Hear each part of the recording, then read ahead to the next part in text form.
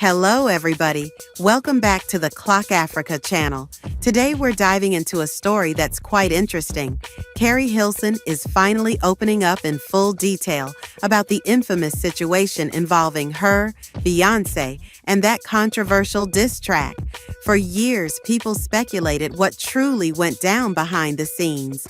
Why did Keri Hilson seem to take shots at Beyonce and Kiara? What really led to her career taking a sharp downturn? Was it all orchestrated? Well, let's break it all down. Now, I've actually covered this story before, years ago in fact, so a lot of this isn't entirely new to me. However, what is new is Keri Hilson herself is finally speaking out more honestly and vulnerably than ever before, and what she's revealing is heartbreaking. Let's start at the root. Keri was signed to Polow Da Don and Timbaland. These were two heavyweights in the industry, and you'd think she would have been in good hands, right? Wrong. It turns out that Polow was the main one pushing her to record that controversial verse on the Turning Me On remix, a verse that would go on to sound like a diss toward both Beyonce and Kira. The lyrics in question were, "Your vision cloudy if you think you the best. You could dance, she could sing, but need to move it to the left. Obviously referencing Beyonce's Irreplaceable, right? Then she continued with, "She need to go have some babies. She need to sit down." Public perception changed. The industry got weird. She didn't quite bounce back, but here's where it gets messy. She's now revealing that she never wanted to do that verse. In fact, she says she was forced to. Polow told her that if she didn't record that diss verse, he wasn't going to release her music. And this was a critical time. Her album hadn't even dropped yet. Her career was on the line. So what do you do when you're young, under pressure, and feel like your entire future hangs in the balance? She did it, but it broke her. In an old interview that resurfaced, Keri tried to downplay the situation. But no, he didn't force me to do anything. I mean, it was a suggestion and I told him, okay, I'll try it. You know, it's a hot verse. I love the verse. Yes, I heard specific names being brought up. No, it's not about that. No, I guess that's the only way I could say it. I'm not retracting. It's just that was never the energy behind it. But now we know that wasn't the full truth. In her recent conversation on The Breakfast Club, she broke down. She said she cried in the studio. She said she begged not to do it. She said she tried to rewrite the verse and add her own lines, which were way less offensive. She only got 3 of those lines in. Now, here's where it gets deep. She didn't even write most of that diss verse. It was Ester Dean, the prolific songwriter who later went on to write some of the biggest hits for Rihanna, Beyonce, and more. Keri said she was just thrown into the booth and told to deliver it. Meanwhile, she was working on a softer version with her own lyrics, but it was too late. The original verse had already leaked, and according to her, that leak was planned. Polow wanted me to do a remix to Turning Me On. He had produced the record, and I wasn't, because I was on tour with Lil Wayne. I wasn't able to lay anything down. He had been on me for a couple weeks about we need to do a remix. Okay, so I take off. It wasn't happening quick enough for him. I take off. We fly in.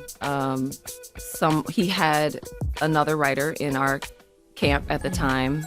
He had her write this, so he played it for me this is the remix, because I'm thinking I'm coming in to go write a remix to Turning Me On. The whole time I had been writing concepts what would I say? How do I even remix this? What do I want to? So I had lines and I had things that I would have said, but I come into the studio and he plays me this verse, and I'm automatically that's I'm not saying that. That was my position. But you knew it was shade when you heard it. Yeah.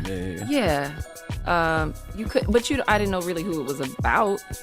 So I never found it, but we disagree there, Polow and I, because he believes in kind of the shock jock mentality. He believes in kind of playing dirty to a degree, and I don't. Yeah, it's not rap. So exactly. So I tried to fight him on it, and I began writing my own. That's what I did with my time there, but it was quite forceful. You know what I mean?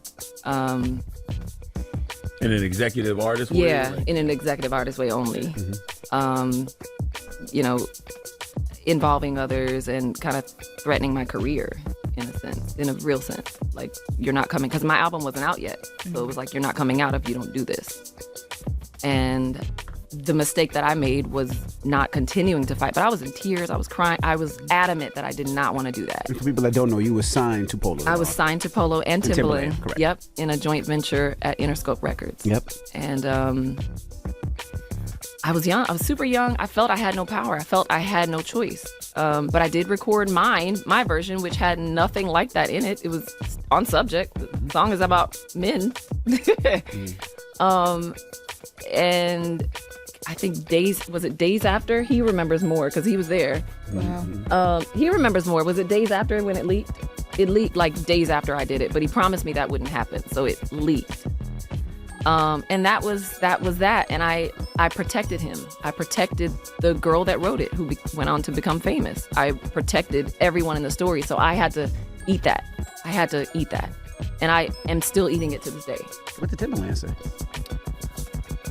I think he just went because they were partners. I think he just went along, but I don't remember that we involved him or that he was involved at all, because he hadn't produced that record.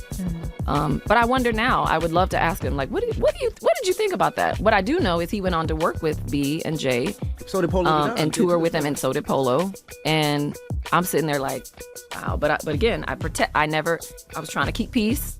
And also not wanting to put my career, they were still my bosses. I didn't want to put my career further into detriment. So I just didn't want to step in the shit anymore, though. So I didn't want to hold no magazine with her on I just froze because I was shook. I was scared. I was not of her. Like, I love her.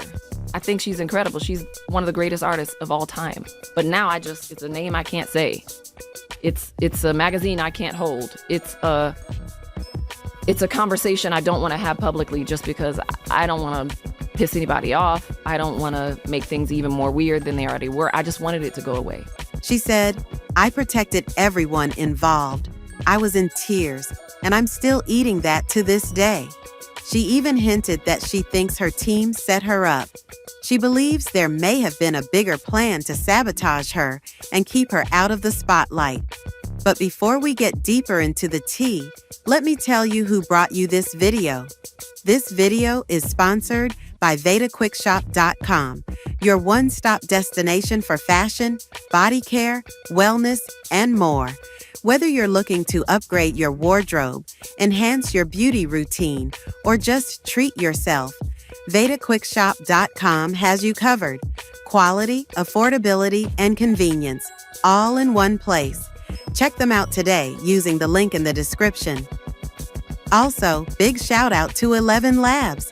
If you're a content creator, podcaster, or storyteller, 11 Labs gives your videos that polished, professional feel with AI-generated voiceovers that sound incredibly real. It helps your videos be more engaging and top-notch in quality. Sign up using the link in the description and take your content to the next level. Now let's get back into it.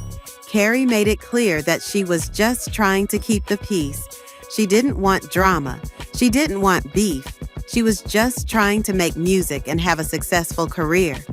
But what she got instead was blackballed, misunderstood, and cast out. What makes this all the more painful is that Polow and Timbaland, who were her bosses at the time, went on to work with Beyonce and Jay-Z. So did Ester Dean. Everybody involved in that track ended up benefiting in some way. Everyone except Keri. And the crazy thing is, Keri didn't need that kind of controversy to get attention. She had already proven herself. She had hits. She had star quality. She was on her way. But that one verse, that one decision, it changed everything. And maybe that was the point? Keri herself said that she believed Polow was using her as a pawn. She said, he plays dirty. So what if the goal all along was to eliminate her as competition? She was coming up during a time when Beyonce, Rihanna, and Nicki Minaj were dominating. She was absolutely in that lane and could have artists. Was Keri Hilson getting too big, too fast? I mean, it sounds like a conspiracy, but when you connect the dots, it's hard not to ask these questions. Even Ester Dean came forward recently and admitted she wrote the verse and said it was childish and that it didn't age well. She apologized and said she takes full accountability for her part in it, but then she called it a co-write, which rubbed Keri the wrong way. Keri clapped back saying, "I rewrote 3 lines. That's it. You weren't there. We didn't write it together. You waited 16 years to speak up."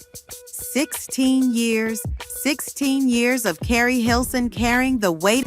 Because that whole time it was begrudgingly that I went through with his request, but it was like a promise, like, you can write your own if you sing this. And then it leaked. So it was all part of the plan. So I wasted my time even working on my own verse. That was what he wanted to happen. What did your team say when the backlash happened? Did they just step away and say, you on your own now? Or did they support? That's what it felt like. That's what it felt like. That everyone went on to normalcy and I'm the only one left. Like, that's what it felt like. I'm being crucified. I'm being murdered. And I would say Keri, the human, was looking at Keri Hilson, the artist, like, you deserve that. You should have fought harder. Have you spoke to Beyonce or run into her? Because the industry is small. It is. We ran into each other, and she introduced herself. I didn't see her coming, but she came and her hand was out and she introduced. She was like, "Hi, I'm B." You know, that was a little bit of like, you know, all right. I see you. Because I don't know what's being said. I do know that my camp has worked with her. I don't know what was also said. They might have put it on me. They might have said she wrote that one. Like, I don't know what was said. Right. I would love to clear that up. I'm just saying, that would be legendary. But back to Keri. She deserves this. She deserves peace. She deserves a second chance. And more than anything, she deserves vindication. So what do y'all think about this whole situation? Drop your thoughts in the comments. Do you think Keri was set up? Do you think the industry turned its back on her? And how do you feel about everyone else going on to have successful careers while she had to rebuild hers from scratch? Let's talk about it. And don't forget, please like, comment, and subscribe to the Clock Africa channel. Share this video if you care. Thank you so much for watching, and I'll see you next time. Bye.